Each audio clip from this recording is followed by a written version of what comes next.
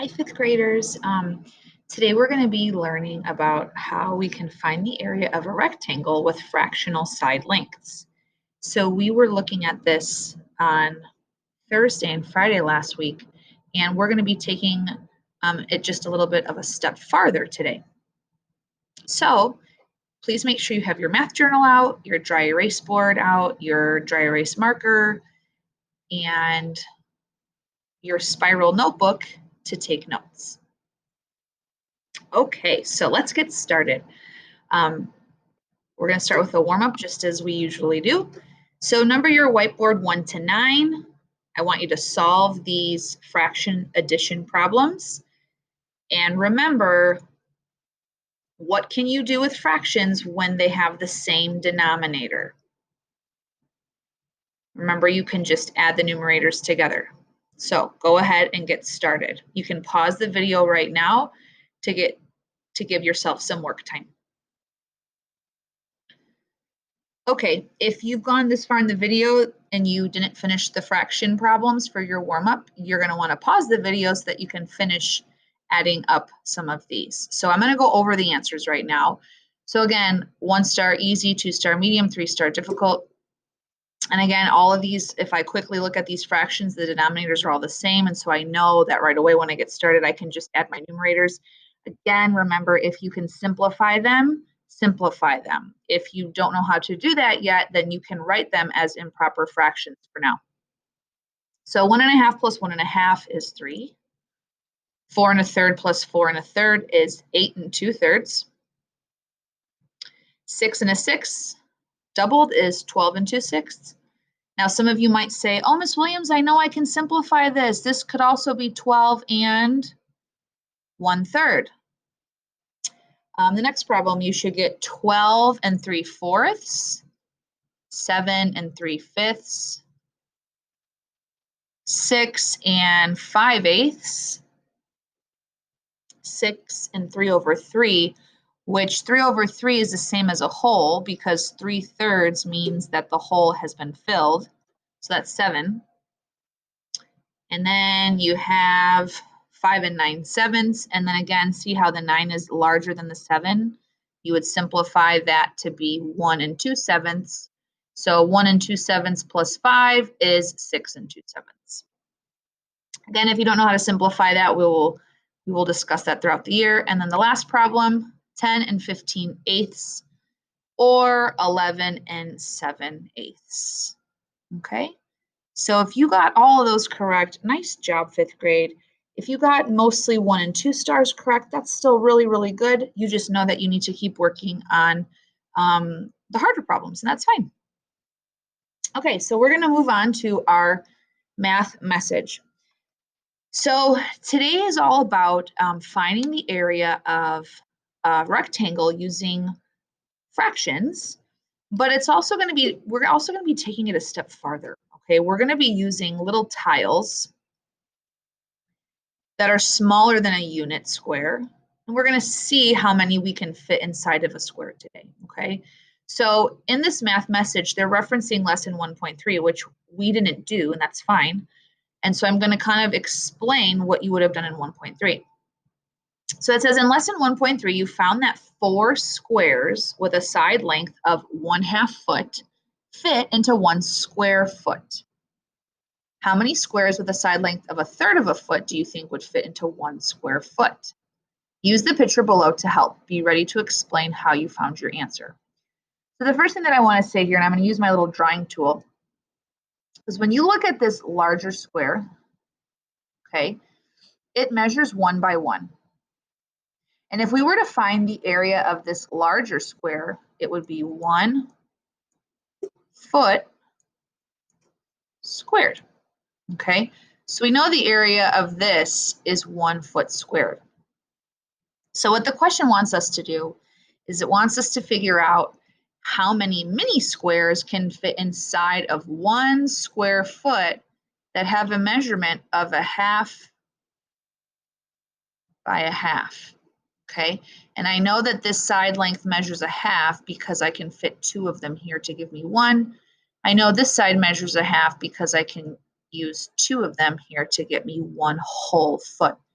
Again, 1 by 1 by 1 by 1, 1 times 1, 1 square foot, looking to see how many of these little mini squares that measure 1/2 by 1/2 fit into the larger square foot.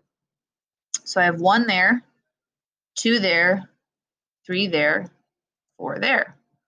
So I know that in this problem, 4 mini tiles measuring 1/2 by 1/2 will fit into 1 square foot. Let's look at the second problem. What it wants us to do is figure out now how many squares with a side length of 1/3 of a foot fit into 1 square foot. Now you'll notice that these squares, the larger squares, are the same size. Why? Because they're still measuring 1 foot by 1 foot. So the area of the larger square has not changed. 1 foot by 1 foot is still 1 foot squared, right? Because 1 times 1 is 1, and that's how we find area. So we know the area of this is 1 square foot, but that's not the question. The question is, how many of these little baby squares fit into 1 square foot? So again, this baby square measures 1/3 of a foot by 1/3 of a foot. So if the side length of one of these is 1/3 of a foot, how many can fit across the top edge here? Try to draw an imaginary line to see. And how many fit on the bottom here? The same size square as this. So 1/3 of a third by 1/3.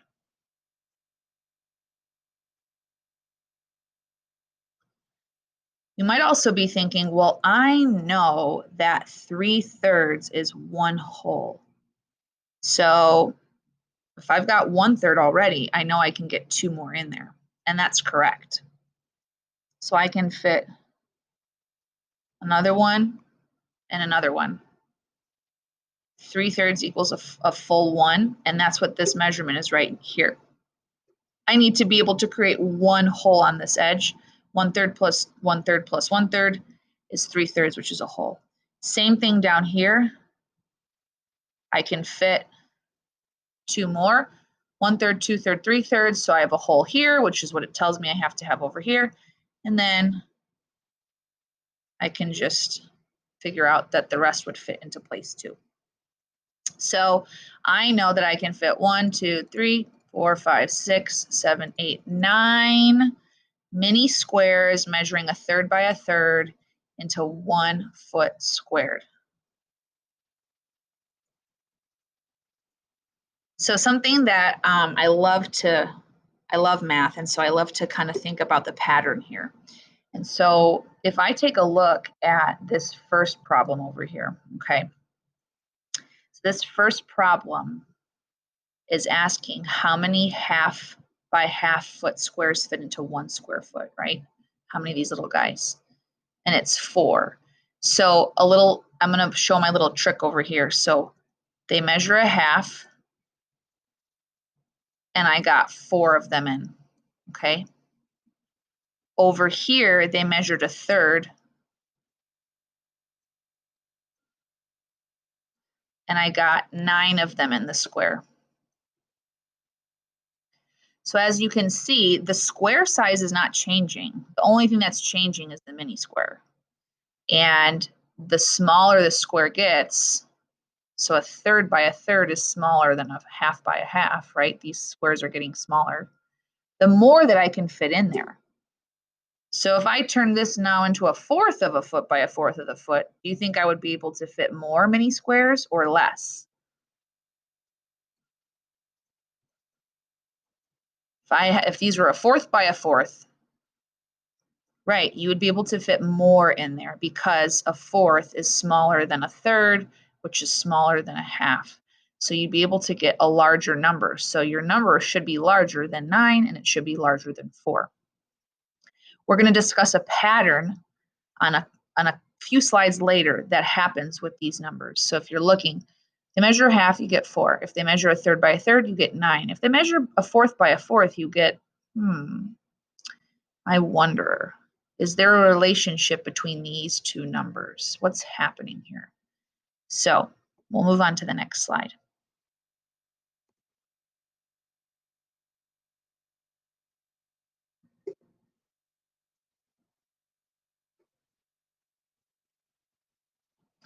Okay, so this is kind of what I was talking about on the other slide.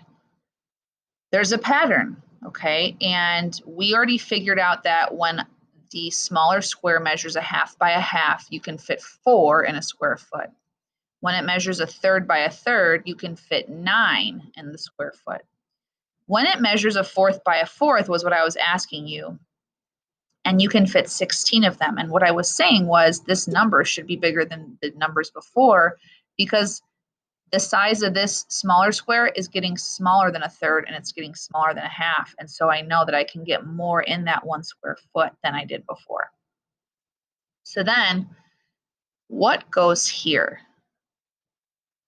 A half, a third, a fourth. What is the side length of this smaller square in order to get me 25 squares that fit into the square foot? I was telling you that there was a little bit of a pattern. There's a pattern here between the 2 and the 4, 3 and the 9, 4 and the 16. Wonder what that pattern is. Take a minute to think about if you know the pattern and what would the measurement be here. Pause the video. Okay, so you should have paused the video to take a guess. So let me show you.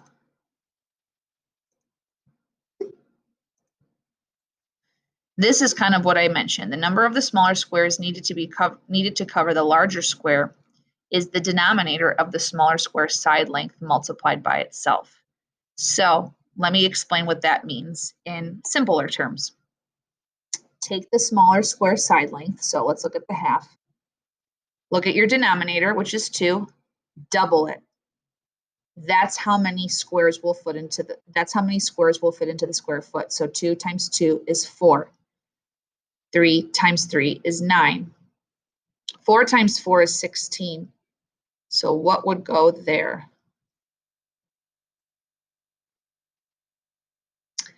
This would be 5. So this would be 1/5. So a fifth by a fifth would give you 25 total squares to fit in a square foot. A tenth of a foot, to figure this one out, again, you look at your denominator, multiply it by itself. So you'd get 100 of them fitting into 1 square foot. The only thing that's changing here is the side length of the smaller squares. You're still trying to fit it in 1 square foot.